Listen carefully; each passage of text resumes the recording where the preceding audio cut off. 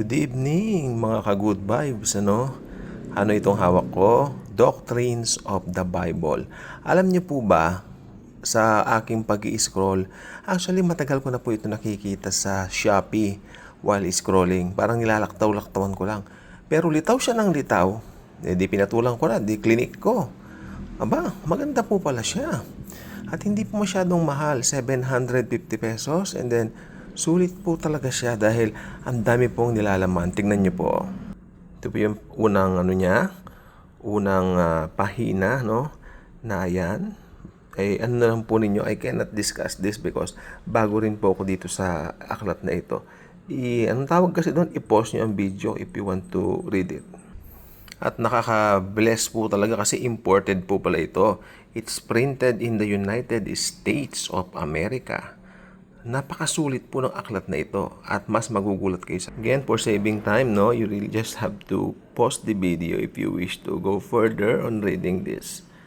Makikita niyo po yung mga nilalaman ng aklat na ito. That's why I can say sulit po talaga.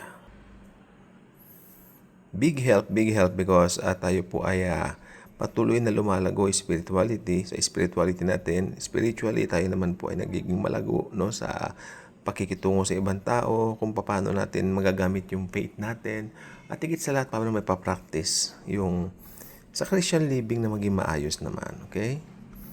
Okay, ganda. Importante rito, nandito yung sa salvation, napakaganda ng paliw. Siyempre, ang paborito natin, no, nandito po tayo sa, no, nandyan yung second coming of Christ, the resurrection, the judgment, yung hell, heaven. Yan. So, ito po ay subject po dito. Alam nyo, nag-uumpisa palang po ako sa aklat na to. I'm not sure kung yung author nito naniniwala sa rapture, no? Dahil ito po talaga aklat na ito. Matagal na ba itong nailathala originally doon sa unang ano. Nakaka-bless po talaga kasi napakaganda, marami tayong pwede matutunan po rito. Ayan, oh.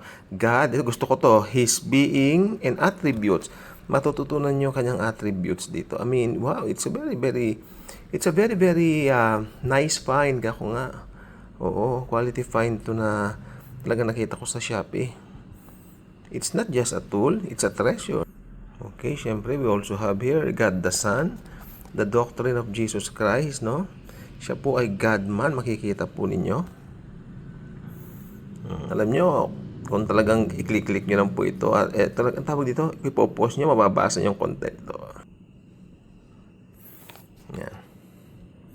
So yan, ito tumatalakay din sa politika, bilang mga Kristyano, ano yung participation natin, ano sinasabi ng Bible tungkol sa politics. Natuwa rin po ako kasi yung pit washing, pinaliwanag niya rito. Kikita ninyo, kaugalian ng mga Hudyo pala na pit washing. O yung mga ugali ng mga tao sa last days, nandito rin, no? May impurity, covetousness, yung ambition, no? Yung pride, kasama pala dyan, no? So, napakaganda po siya. May help po siya. Kasi it's all about Christian living din. Maganda po ito kasi meron po siyang doctrinal side to taught us kung ano yung mga katotohanan ng Bible tinuturo sa atin. Especially salvation, Jesus Christ, and the Trinity. Nandito po lahat. At syempre, kasama po rito yung, yan, casting out fear.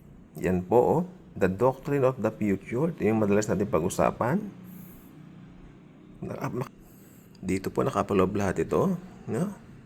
Wow, nakaka-bless po talaga. So, dagdag kaalaman.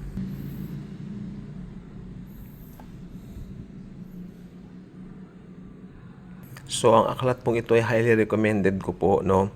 Talagang, alam ninyo, dapat tuloy-tuloy pa rin tayo sa pag-aaral. Walang katapusan ng learning.